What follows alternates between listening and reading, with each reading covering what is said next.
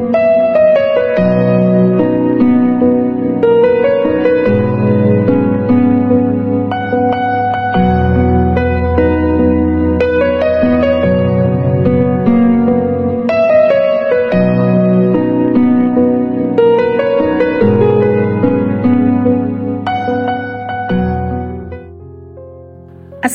আলাইকুম, আমি মুক্তা আছি আপনাদের সাথে।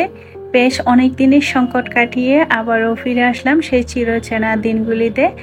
এই মুহূর্তে যে যেখান থেকে বসে আমার ভিডিওটি দেখছেন, আশা করছি সকলে আল্লাহর রহমতে সুস্থ এবং ভালো আছেন। আমরাও আলহামদুলিল্লাহ ভালো আছি। এই ভিডিওটি এক সপ্তাহ আগের করা ছিল, তো যেদিন ভিডিওতে ভয়েস দিয়ে পাবলিশ করার কথা ছিল সেদিন থেকে নেটওয়ার্ক বন্ধ হয়ে যায়, যার কারণে সেটা আর করা সম্ভব হয়ে ওঠেনি। যাই হোক, এখন আবার সবার মাঝে নেট ফিরে এসেছে মোটামুটি, তবে পুরোপুরিভাবে সব কিছু স্বাভাবিক হয়ে ওঠেনি। আশা করছি 2-1 দিনের মধ্যে আবার সব কিছু স্বাভাবিক হয়ে যাবে ইনশাল্লাহ। আসলে এই সহিংসতা আমাদের কারো কাম্য নয়। যেসব ভাইগুলা শহীদ হয়েছেন সেই সব ভাইগুলার আত্মার মাগফিরাত কামনা করছি। আল্লাহ সেই সব ভাইদের পরিবারকে এই সুখ কেটে উঠবার এবং ধৈর্য ধারণ করার শক্তি দান করুন, আমিন। দিন যত যাচ্ছে ততই যেন একজনের প্রতি একজনের আন্তরিকতা, ভালোবাসা সেটা যেন কোথায় হারিয়ে যাচ্ছে। তবে বিশেষ করে পরিবারের সদস্যদের ক্ষেত্রে কিন্তু এটা বেশি হচ্ছে। এই এক সপ্তাহ নেট না থাকার কারণে সেই সোনালী যুগে আবার সবাই ফিরে গিয়েছেন আমার মনে হচ্ছে। পরিবারের সবাই মিলে একসাথে বসে চা খাওয়া, একসাথে বসে টিভি দেখা, সেই দিনগুলো কিন্তু এখন আর নেই বললেও চলে। এখন সবার হাতে হাতে স্মার্টফোন হয়ে গিয়েছে, যে যার মতন ব্যস্ত হয়ে পড়েছে, যে যার মতন ভিডিও দেখে ফোন চালায়। কেউ কারোর সাথে কথা বলারও সময় নেই। এমনকি পরিবারের সদস্যদের ক্ষেত্রে ছোট বাচ্চারাও কিন্তু এখন বিভিন্ন ট্যাব, বিভিন্ন গেমস এগুলো নিয়ে ব্যস্ত থাকে। মা বাবার সাথে যে একটা সুন্দর সম্পর্ক সেটাও নেই, আবার স্বামী স্ত্রীর মধ্যে যে একটা সুন্দর সম্পর্ক সেটাও কিন্তু অনেকাংশে কমিয়ে গিয়েছে এই স্মার্টফোনের কারণে। তবে নেট না থাকার কারণে সেটা কিন্তু সবার মাঝে আবার কিছুদিনের জন্য হলেও কিন্তু ফিরে এসেছেন। যাই হোক, কাজ করতে করতে আজকে আপনাদের সাথে অনেক কথাই বলে ফেলেছি। ভিডিও রিলেটেড তেমন কোনো কথাই বলা হয়নি। জানি না কে কিভাবে বিষয়টাকে নেবেন। আসলে আমরা সবাই মানুষ হলেও আমাদের মন মানসিকতা কিন্তু সম্পূর্ণ আলাদা। সময় কিন্তু সব সময় একই থাকে। আমরা মানুষরাই কিন্তু সব সময় পরিবর্তনশীল। মহান আল্লাহ সবাইকে যার যার জায়গা থেকে ভালো রাখুন এবং সঠিক বুঝ দান করুন, সে কামনায় করি। কিচেনে থাকা ছোট ছোট জারগুলা নতুন একটা লুক দেওয়ার চেষ্টা করছি। আমরা বাঙালিরা কিন্তু যে কোনো জিনিসের সর্বোচ্চ ব্যবহার করে থাকি, আমি কিন্তু তাই করি। এই যে ছোট ছোট জারগুলা দেখতে পাচ্ছেন, এগুলা বিভিন্ন জ্যাম, জেলির, আবার কিছু প্লাস্টিকেরও আছে। এগুলো হচ্ছে ঘিয়ের। এগুলাতে কিচেনের বিভিন্ন মশলাপাতি রেখেছি। তো কিছুদিন পরপর যেহেতু জারগুলা ধুয়ে নেওয়া হয়, এর ফলে কিন্তু যে কাঁচের যে জারগুলা ছিল ওগুলার ঢাকনাগুলা এভাবে মরিচা ধরে গিয়েছে। তো ভাবছি এগুলাতে যদি একটু স্প্রে কালারগুলো এনে করে দেওয়া যায় তাহলে কিন্তু দেখতে ভালো লাগবে, আবার নতুন হয়ে যাবে। জারগুলো যেহেতু কাছে, তো ফেলে দিতে ভালো লাগে না, অনেকটা সুন্দর লাগে। আর ধুয়ে নেওয়ার পর কিন্তু খুব চকচকে হয়ে যায়। এই স্প্রে কালারগুলা বিভিন্ন কালারের পাওয়া যায়। সোয়ার বাবা প্রথমে লালটা এনেছিলেন, তো ওটা চেঞ্জ করি আমি আবার গোল্ডেনটা আনিয়েছি। আর এটার দামটাও কিন্তু খুবই অল্প, আর অনেক কিছুতেও করা যায়, কাটেও করা যায়।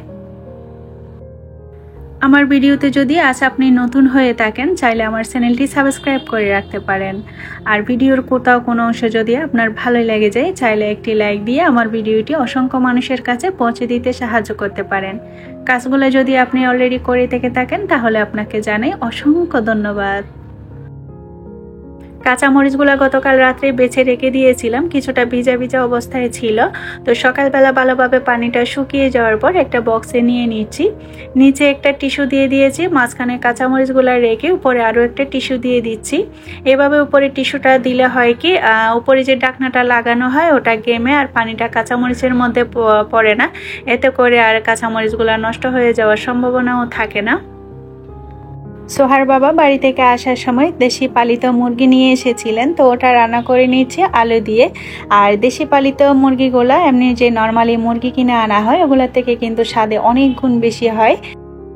সয়াবিন তেল আর সরষের তেল মিক্স করে দিয়ে দিয়েছি 1 কাপ পরিমাণ মতো। আর মুরগিটা একটু সাইজে বড় ছিল আর পুরোটাই দিয়ে দিয়েছি চামড়া সহকারে। পেঁয়াজ কুচি দিয়ে দিয়েছি 1.5 কাপ পরিমাণ মতো। যেহেতু একটু ঝোল করে রান্না করব তো পেঁয়াজটা একটু বেশি করে দিয়েছি, ঝোলটা যেন একটু ঘন হয়। আদা বাটা আর রসুন বাটা দিয়ে দিয়েছি 1 টেবিল চামচ করে, মানে উঁচু করে 2 চা চামচ হবে, আমি 4 চামচ দিয়ে দিচ্ছি। এখানে 1 টেবিল চামচ করে হবে। কাঁচা জিরা বাটা দিয়ে দিচ্ছি 1 চা চামচ উঁচু করে। এখানে জিরার সাথে কাঁচা এলাচ এবং কাঁচা গোলমরিচ কিন্তু সাথে ছিল, ওগুলো সহকারে বেটে এভাবে রেখে দিয়েছিলাম। ওখান থেকে 1 চা চামচ দিয়েছি। আর স্বাদ মতো লবণ দিয়ে দিচ্ছি, হলুদের গুঁড়া 1 টেবিল চামচ, লাল মরিচের গুঁড়া 1 টেবিল চামচ, ধনিয়ার গুঁড়া দিব 1 টেবিল চামচ। সব ধরনের মশলা দিয়ে অল্প একটু পানি দিয়ে কষিয়ে নিব। গরম মশলা গুঁড়া দিয়ে দিচ্ছি 1/2 চা চামচ, ভাজা জিরার গুঁড়া আর গরম মশলা গুঁড়া রান্না শেষ পর্যায়ে আবারও দিয়ে দিব। মশলাটা কিছুক্ষণ কষানো হয়ে গেলে মাংসগুলা দিয়ে দিচ্ছি, মাংসগুলা দিয়ে কিছুক্ষণ কষিয়ে নিব।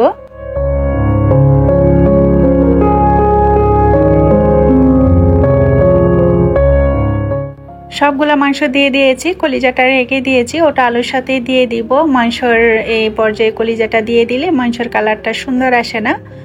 এইভাবে বেশ কিছুক্ষণ সময় নিয়ে মাংসটা কষিয়ে নিব। মাংসটা যত ভালো কষানো হবে এর টেস্টটা কিন্তু তত ভালো আসবে। যতক্ষণ না পর্যন্ত মাংস থেকে হাড়টা একটু আলাদা আলাদা খুলে আসছে ততক্ষণ এভাবে কষিয়ে নিব।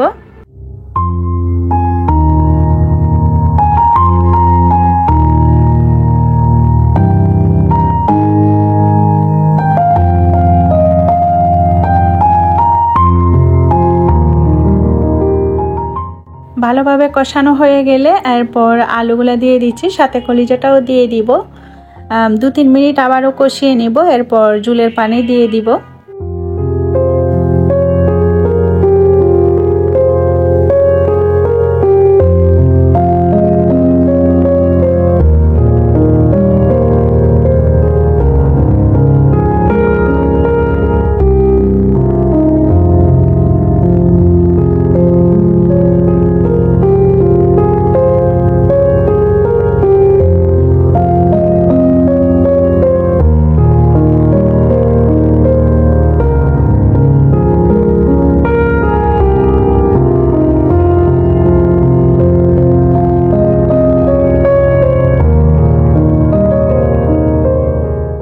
চুলা রাসটা লো করে রেখে পুরোপুরি রান্নাটা বেশ সময় নিয়ে করে নিয়েছি। এবার রান্নার শেষ মুহূর্তে কয়েকটা কাঁচামরিচ দিয়ে দিচ্ছি সুন্দর একটা ফ্লেভার হওয়ার জন্য।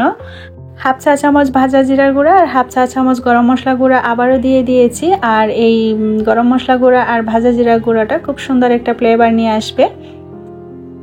কিছুটা পরিমাণ ধনিয়া পাতা কুচি দিয়ে দিচ্ছি। অনেকে মুরগির মাংসতে ধনিয়া পাতাটা ব্যবহার করেন না বা পছন্দ করেন না, তবে এভাবে মুরগিতে একটু ধনিয়া পাতাটা দিলে কিন্তু এর স্বাদটা কিন্তু অনেকাংশ বেড়ে যায়।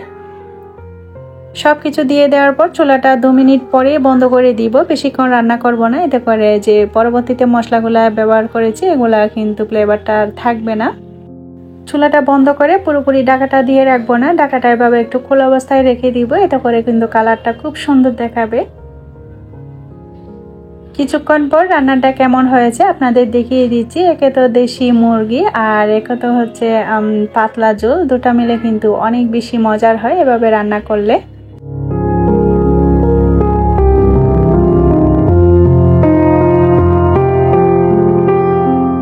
রান্না শেষ করতে করতে জারের যে ঢাকনাগুলা কালার করেছিলাম ওগুলা ফ্যানের বাতাসের নিচে রাখার কারণে ভালোভাবে শুকিয়ে গিয়েছে। জারের ঢাকনাগুলা লাগিয়ে দিয়ে আবার জায়গা মতো রেখে দিচ্ছি। জারগুলা মশলা সহকারে ঢাকনাটা ভালোভাবে লাগিয়ে তারপর কিন্তু ধুয়ে দিয়েছিলাম, এতে করে মশলাগুলা বের করে নিতে হয়নি। এভাবে টাইট করে বেঁধে ধুয়ে নিলে কিন্তু হয়ে যায়।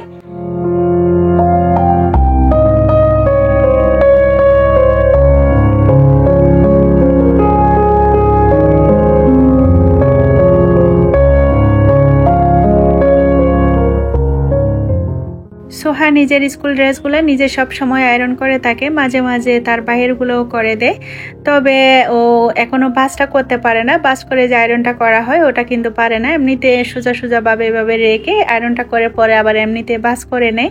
তো ওকে আজকে একটু হাতে করে শিখিয়ে দিচ্ছি, একটু পানি দিয়ে স্প্রে করলে আর ভাঁজটা কিন্তু খুব সুন্দর আসে। ওটা স্প্রেটা শিখিয়ে দিয়েছে, আবার কিভাবে যে ভাঁজটা করতে হয় তার জামাতে, তো সেটাও শিখিয়ে দিচ্ছি। আমি একটা করে দিয়েছি, এরপর তাকে একটা করতে দিয়েছি। তো মোটামুটি পেরেছে, তো করতে করতে কিন্তু এটা আরো ভালোভাবে পারবে। আসলে যে কোনো কাজ করতে করতে অভিজ্ঞতা হয়।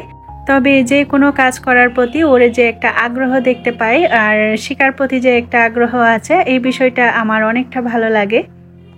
ছেলে হোক বা মেয়ে হোক, বাচ্চাদের ছোটবেলা থেকে এভাবে নিজেদের কাজ নিজেদেরকে করতে দেওয়া কিন্তু ভালো। এতে করে বাচ্চারা সাংসারিক মনোভাব নিয়ে কিন্তু বড় হয়, আর বড় হয়ে তারা অলস টাইপেরও হয়ে যাবে না। সব সময় সব কাজ অন্যর উপর নির্ভর করা সেটাও কিন্তু করবে না। কোনো সময় যদি মা নাও থাকে তাহলে কিন্তু তারা আর আটকে থাকবে না, নিজেদের কাজটা অন্তত নিজেরা করে নিতে পারবে। তবে অবশ্যই পড়ালেখার সময়ে পড়ালেখাটাও করে নিতে হবে।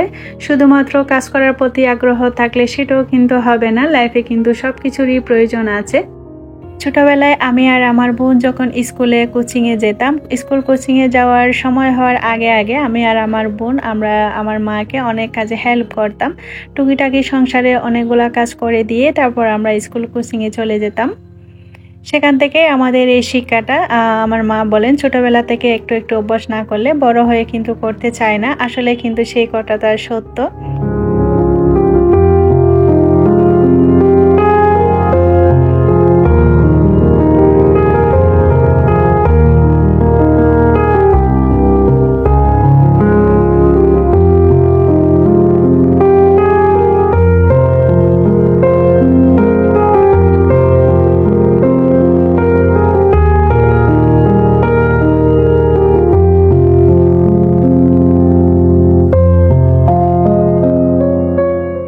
মহান আল্লাহ রব্বুল আলামিন সবাইকে সুস্থ রাখুন, ভালো রাখুন, সেই কামনায় আমার আজকের ভিডিওটা এখানেই শেষ করছি। আল্লাহ হাফেজ, আসসালামু আলাইকুম।